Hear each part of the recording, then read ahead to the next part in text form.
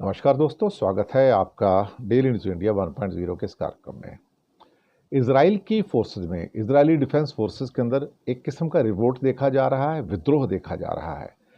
उनके सैनिक लड़ने से इनकार कर रहे हैं, फटीग में हैं, स्ट्रेस में हैं, टेंशन में हैं और इसलिए इजराइल को अब हिजबुल्लाह के साथ सीज फायर करने का देखा जाए तो मजबूरी हो गई है।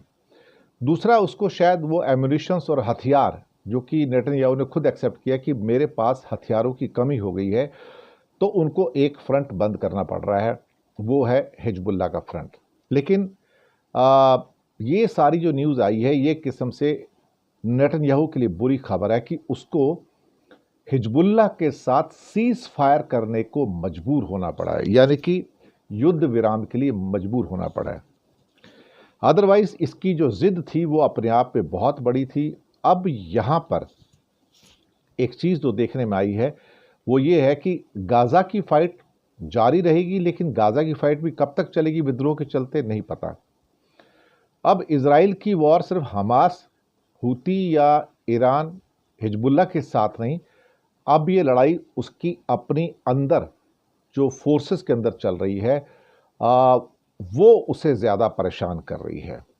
अब इजराइल के जो सोल्जर्स हैं उनकी पेशेंस खत्म हो गई है। The patience of Israeli soldiers is running out. Washington post की रिपोर्ट आती है कि सोल्जर्स आर टायर्ड, यानी कि थक चुके हैं। इस युद्ध का कहीं कोई अंत होता नजर नहीं आता है और उसके बाद 40,000 से ज़्यादा, बल्कि 45,000 से ज़्यादा पैलेस्टीनियन मारे जा चुके हैं। मिला क्या उससे? 100 बंधक अभी भी हमास के पास हैं। अब जो रिपोर्ट्स निकल कर अंदर आ रही हैं इजराइल की फोर्सेस से, वो डराने वाली हैं कि उनके सोल्जर्स और ऑफिसर्स दोनों, जो उनके जनरल्स भी हैं, वो बैटल फटीग है, उनको वो थक चुके हैं लड़ाई लड़ते लड़ते और उनको साइकेट्रिक हेल्प चाहिए, साइकोलॉजिकल काउंसलिंग चाहिए। यानी कि अब एक तरह से वो मानसिक रूप से मेंटली सिक हो चुके हैं, तो उनको साइकेट्रिस्ट की ज़रूरत है, उनको साइकोलॉजिकल काउंसलिंग की ज़रूरत पड़ रही है और उनको प्रॉपअप किया जा रहा है। इन हालातों के अंदर जो एक रिपोर्ट और है इसके अंदर, वो ये कह रही है कि कई सोल्जर्स ने सुसाइड कर लिया है। ये तो बहुत डराने वाली खबर है भाई, कि कई सोल्जर्स ने सुसाइड कर लिया है कि वो उस मेंटल ट्रॉमा को हैंडल ही नहीं कर पाए जो वहाँ का हॉरर है, जो वॉर का हॉरर है। जो खून से लथपथ लाशें हैं, सामने बच्चों की लाशें, महिलाओं की लाशें हैं। अब उनमें से सबसे जो कॉमन डिसीज है वो है पीटीएसडी, यानी कि पोस्ट ट्रॉमेटिक स्ट्रेस डिसऑर्डर। जब आप अपने सामने इतना ज़्यादा खून खराबा देखो, बच्चों को मरते हुए देखो, उनकी बॉडी के चिथड़े उड़ते हुए देखो, तो आपके मेंटल हालत क्या होगी? आप पागल हो जाओगे देख के उसको, आपको रातों को नींद नहीं आएगी। तो उनकी जो कंडीशन है इस टाइम पीटीएसडी की हो गई, ये पोस्ट ट्रॉमेटिक स्ट्रेस डिसऑर्डर की इस टाइम कंडीशन हो गई है। इजराइल की जो डिफेंस फोर्सेस हैं वो हमास के साथ दरअसल 1 साल से ज़्यादा से लड़ रही हैं और अधिकतर लोगों ने अब कहना शुरू कर दिया कि they are under extreme stress और वो वॉर नहीं चाहते हैं। अब जो मिलिट्री रिजर्विस्ट हैं वहाँ पे करीब 3.5 लाख के करीब है, 80,000 जो रिजर्विस्ट इजराइल में हैं, उन्हें अपना जॉब छोड़ना पड़ा है और वो यहाँ आकर फाइट कर रहे हैं गाजा में और लेबनान के अंदर। अब और ज़्यादा सोल्जर्स लड़ने के लिए चाहिए और जो रिक्रूटेड सोल्जर्स हैं वो नौकरी पे नहीं आ रहे। अब उन्होंने कहा कि तुम्हें मारना है मार लो, जेल में भेजना भेज दो, हम तो आके वॉर नहीं करेंगे। They are not reporting on duty.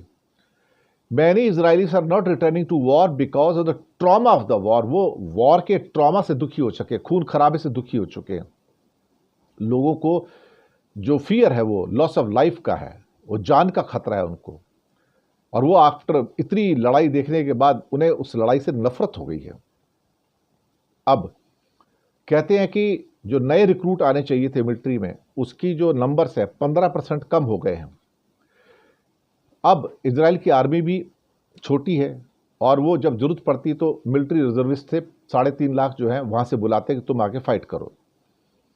अब इजराइल का जो मिलिट्री ड्राफ्ट है उसके अंदर कई और लोग भी आते हैं, लेकिन सोल्जर्स की जो शॉर्टेज है इस टाइम बहुत बढ़ती चली जा रही है वहाँ पर, क्योंकि ज़्यादा करके जो इस टाइम सर्वे ट्रूप्स हैं उनको स्ट्रेस है और एग्जॉस्ट हो चुके हैं वो।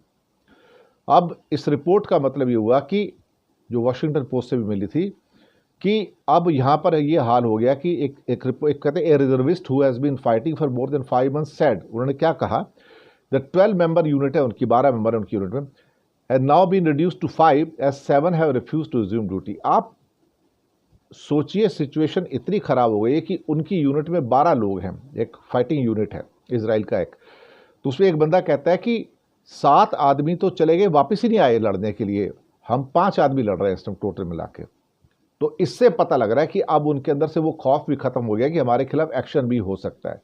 तो इन हालात के अंदर इजराइल के जो खासतौर से जो हालात उभर कर आ रहे हैं वो इतने अच्छे हालात नहीं हैं, और इसके कारण से उसे एक फ्रंट पे हिजबुल्लाह के साथ वहाँ पर अब सीज फायर करने के लिए मजबूर होना पड़ा है, क्योंकि बहाना बनाया गया था कि हमारे पास एमुनिशंस की कमी है। इन एक्चुअलिटी ये है कि वहाँ पर विद्रोह हो गया है, वहाँ पर रिवोल्ट हो गया है। उस रिवोल्ट को रोकने के लिए, या अब ये और वॉर नहीं करेंगे, अगर सोल्जर ही नहीं तो वॉर किससे करोगे आप। तो उनको डर लगा नेतन्याहू को कि लोग तो अब जंग लड़ने से ही मना कर देंगे, अब तो मैं जंग लड़ूंगा किससे, ना एमुनिशन है मेरे पास, ना सोल्जर्स हैं। तो ये चक्कर हो गया, मजबूरी में उसे हिजबुल्लाह के साथ देखा जाए तो ये क्या है कि ह्यूमिलेटिंग है कि हिजबुल्लाह को तो मिटा नहीं पाया, बोलता था, लेकिन देख लीजिए ऐसे हालात पैदा हो गए हैं। शुक्रिया आपका।